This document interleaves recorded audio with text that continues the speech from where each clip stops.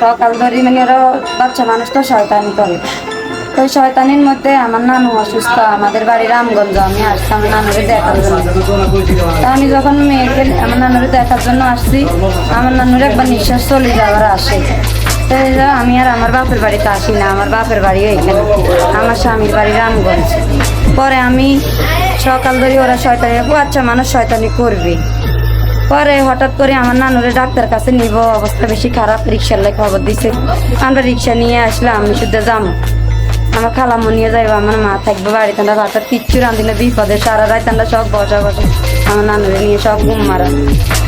হঠাৎ করে ও দৌড় দিয়াই কইতেছে, এই আমার খালাম্মনি রে আইসারে বাঁচান, আইসারে মারি গেলা, আইসারে বাঁচান, আইসারে মারি গেলা।